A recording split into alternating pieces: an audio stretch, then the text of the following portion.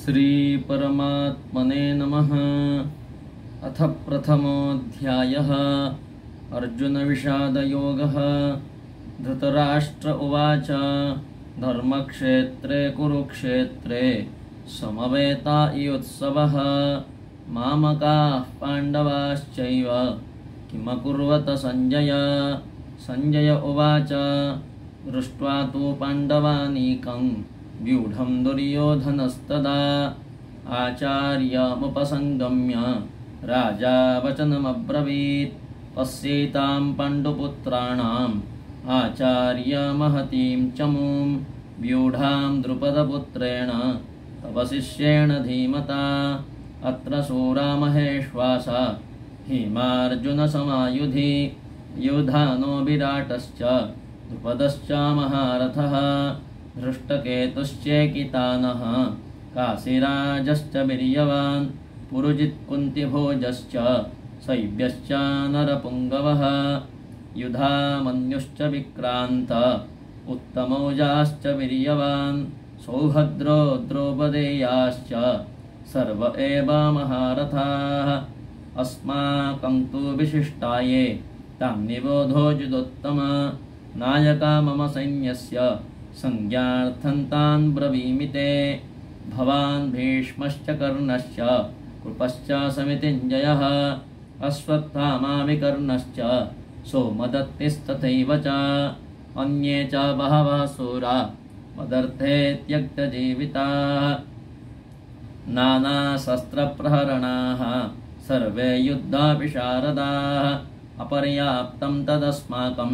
बलं भीष्माभिरक्षितं पर्याप्तं तुदमेतेषां बलं भीमाभिरक्षितम् अयनेषु च सर्वेषु यथाभागमवस्थिताः भीष्ममेवाभिरक्षन्तु भवन्तः सर्व एव हि तस्य सञ्जानयन् हर्षं कुरुवृद्धः पितामहः सिंहनादं विनद्योच्चैः शङ्खं दद्मो प्रतापवान् ततः शङ्खाश्च भैर्यश्च पणवानकगोमुखाः सहसैवाभ्यहन्यन्त स शब्दस्तमुलोऽभवत्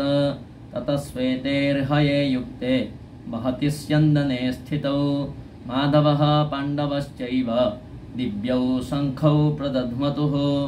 पाञ्चजन्यं हृषीकेशो देवदत्तं धनञ्जयः पौण्ड्रं दध्नो महाशङ्खं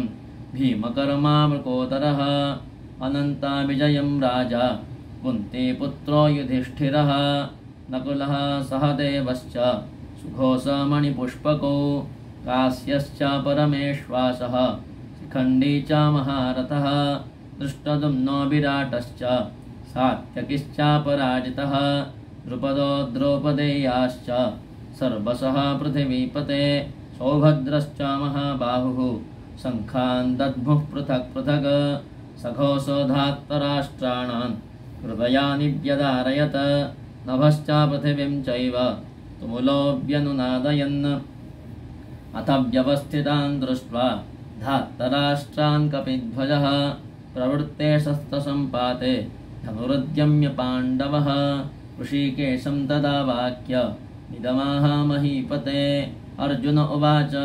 सेनयोरुभयोर्मध्ये रथं स्थापयमेच्युत यावदेतान्निरीक्षेऽहं योद्धुकामानवस्थितान् कैर्मया सह योद्धव्यम् अस्मिन् रणसमुद्यमे योत्स्यमानानवेक्षेऽहं य एतेऽत्र समागताः धात्तराष्ट्रस्य दुर्बुद्धिर्युद्धे प्रियचिकीर्षवः सञ्जय उवाच एवमुक्तो ऋषिकेशो गुडाकेशेन भारत सेनयोरुभयोर्मध्ये स्थापयित्वा रथोत्तमं भीष्मद्रोणप्रमुखतः सर्वेषां च महीक्षिताम् उवाच पार्थ पश्येतान् समवेतान् कुरुन् इति तत्रापश्य स्थितान् पार्थः पितृनथा पितामहान् आचार्यान् मातुलान् भ्रातॄन् पुत्रान् पौत्रान् सखींस्तथा ससुरान् सुहृदश्चैव सेनयोरुभयोरपि तान् समीक्ष्य कौन्तेयः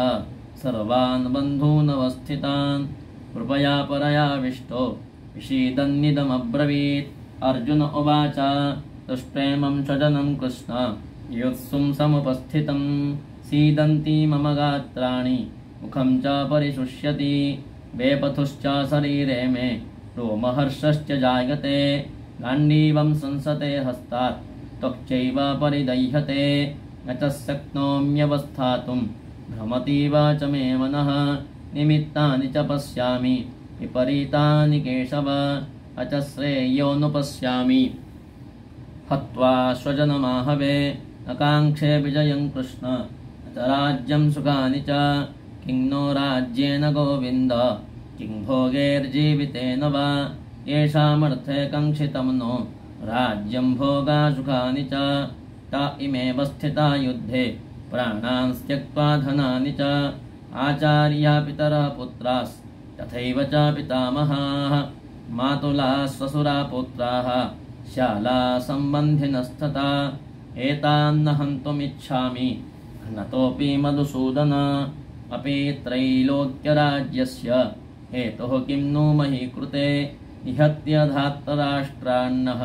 का प्रीतिः स्यात् जनार्दन पापमेवाश्रयेदस्मान् हत्वेतानातता इनः तस्मान्नार्हा वयं हन्तुं धार्तराष्ट्रान् स्वबन्धवान् स्वजनं हि कथं हत्वा सुखिनः स्याम माधव यद्यप्येतेन पश्यन्ति लोभोपहत चेतसः कुलक्षयकृतं दोषं मित्रदोहे च पातकं कथं न ज्ञेयमस्माभिः पापादस्मात् निवर्तितुम् कुलक्षयकृतं दोषं प्रपश्यद्भिर्जनार्दन कुलक्षये प्रणश्यन्ति कुलधर्मा सनातनाः धर्मे नष्टे कुलं कृष्ण अधर्मोऽभिभवत्युत अधर्माभिभवात् कृष्ण प्रदुष्यन्ति कुलस्त्रियः त्रिषु दुष्टासु वार्ष्णेय जायते वर्णसङ्करः सङ्करो नरकायैव कुलघ्नानां कुलस्य च पतन्ति पितरो ह्येषां लुप्तपिण्डोदकक्रियाः दोषैरेते कुलघ्नानां वर्णसङ्करकारकैः उत्साद्यन्ते जातिधर्माः कुलधर्माश्च शाश्वताः उत्सन्ना कुलधर्माणां मनुष्याणां जनार्दन नरके नियतं वासो भवतीत्यनुशुश्रुम अहो बत महत्पापं कर्तुं व्यवसिता वयं यद्राज्यसुखलोभेन हन्तुं स्वजनमुद्यताः यदीमामप्रतीकार शस्त्रं शस्त्रपाणयः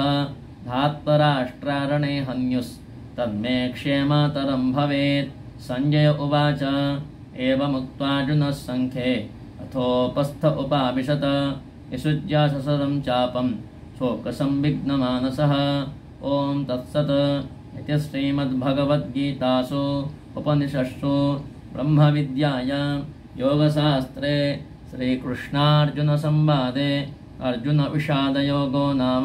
प्रथमोऽध्यायः।